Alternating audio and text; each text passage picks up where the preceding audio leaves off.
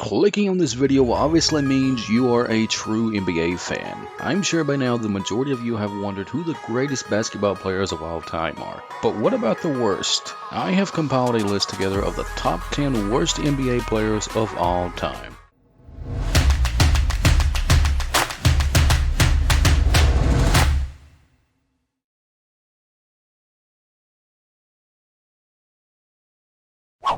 What's poppin', people of the interwebs? Welcome back to another video. Thanks for taking your time to stop by. It is highly appreciated. It honestly means a lot for you to take your time out of your day to watch this video. Be sure to subscribe to the channel with notifications if you're new so you do not miss a single upload. And without further ado, let's get into this. At number 10, we have Mark Madsen. We have to give credit where it is due. Mark Mad Dog Madsen translated whatever little natural basketball ability he had into a productive 9-year career that even included titles with the Los Angeles Lakers in his first 2 seasons. But Madsen never averaged as many as 4 points or rebounds despite playing over 450 games and even starting 70, not to mention appearing in 49 playoff games. Madsen is probably best remembered for some cringe-worthy moments in Lakers victory parades during the Shaq and Kobe times, chiefly in the 2001 rally when he danced along to Shaq's rap song on stage. Dropping in at number 9 is Anthony Bennett. The only number 1 overall pick to be featured on this top 10 list is Anthony Bennett. He is the classic case of the college basketball player who dominates amateur competition on account of his superior physicality, but fails to do so surrounded by players at his own level of physicality and with better skills. Selected by the Cleveland Cavaliers with number 1 overall pick, Bennett dropped out of the regular rotation before long, before heading to the Minnesota Timberwolves as part of the Kevin Love trade package. Unable to crack the rotation there either, Bennett has since been in and out of the league playing Canadian pro basketball. At number 8, we have Brian Cardinal. A proverbial coach's son, gym rat, lunch pail kind of guy, as most NBA and AAU coaches would describe him. Brian Cardinal built a lengthy and rather successful player by being the only thing he was capable of being on an NBA court studded with 9 players, almost always more skilled and able than him. A lunch pail kind of guy. Cardinal's nickname, the Custodian, pointed to his decidedly non-glamorous, gritty stamp on the NBA. Cardinal couldn't reach double-digit scoring averages in any of his 12 NBA seasons, with his highest scoring average being 9.6 points in 2003 to 2004 with the Golden State Warriors. Beyond his pail and bucket style, he is probably best known for scoring an eye-popping 6-year, $34.5 million contract with the Memphis Grizzlies, where he promptly saw his minutes and production cut in half.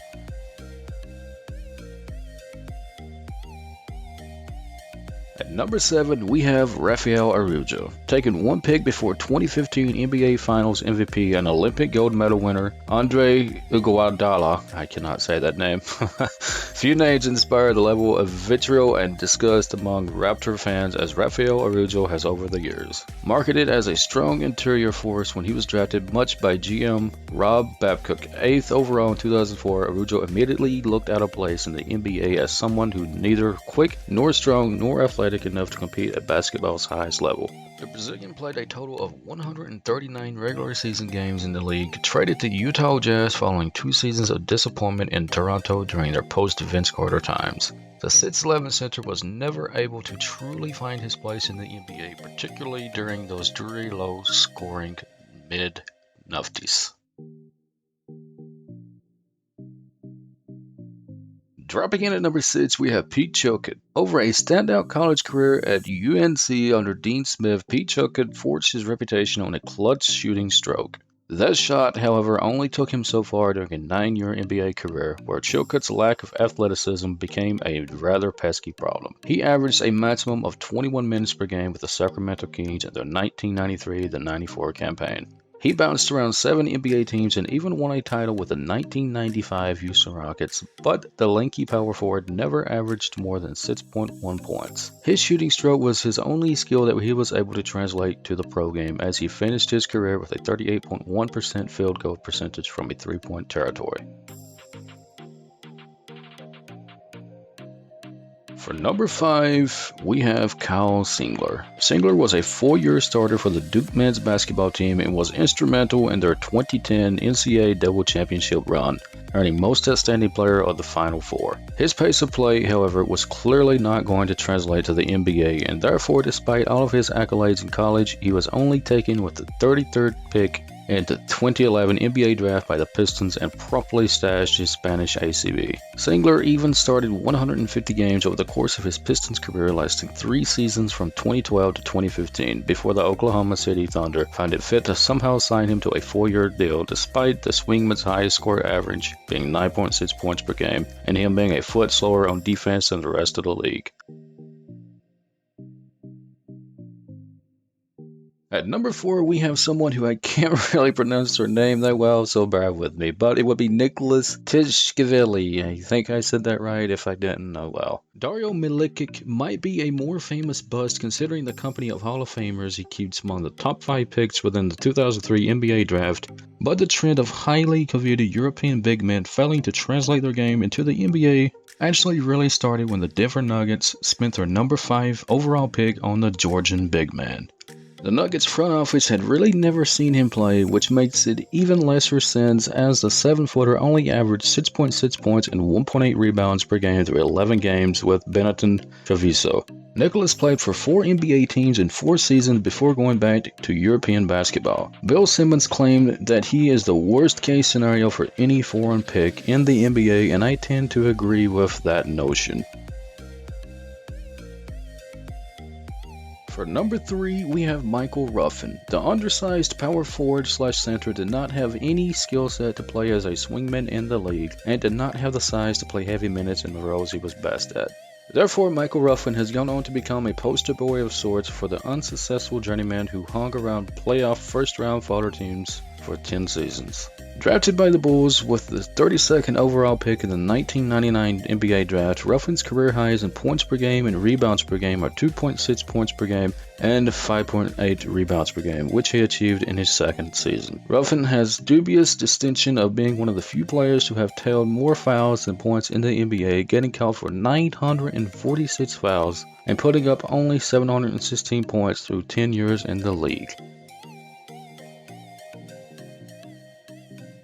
For number 2, we have Sun Yu. In pursuit of the Nets Lamar Odom, this time of Asian origin, the Lakers thought it was worth their while to expend a 2nd-round pick on Chinese import Sun Yu. Yu had earlier played for the Beijing Olympians in the Chinese Basketball Association from the tender young age of 17, and it was expected that with his experience of pro basketball would come in handy as he adjusted to the pace and space in the NBA. After looking somewhat competent in a short D-League stint, the Lakers offered Yu a platform to see what he could do for the purple and gold at the NBA level. It didn't go well. Following a debut in which he collected 4 fouls and 2 turnovers in 5 minutes, Yu would go on to accumulate more fouls, which would be 10 than points, 6, and as many turnovers, 3, as assists and steals combined. 10 games was all it took for the Lakers to realize that Yu simply wasn't an NBA player. And for the number 1 spot, we have Javaris Crittenton. Pick 1 was allegedly the threat made to Javaris Crittenton by teammate Gilbert Arenas in the locker room of the Washington Wizards. The presence of gods in the locker room breached just about every player code that the league had to offer and brought a swift end to Crittenton's nondescript NBA career, in which the 2007 first-rounder made it to 3 different teams in 2 seasons before the Washington incident. During that time, he never cracked 6 points a game or 2.5 assists. He has since pleaded guilty to manslaughter and was sentenced to 23 years in prison. It was a brave but correct decision by Ernie Grunford for once to separate the youngsters, like John Wall and the team, from the influence of these rather touched-in-the-head players. So there you have it, guys. That is my top 10 list of the worst players of all time. If you agree with this list, be sure to comment below and tell me. Maybe you have some other players and what you think is the top worst players of all time. Remember, if you're new to the channel and you enjoy NBA content, be sure to subscribe with notifications so you do not miss a single upload. If you enjoyed this video, slap a like on it. That would mean a lot to me. Thank you guys so much for watching. I really appreciate it. I'll see you in the next one.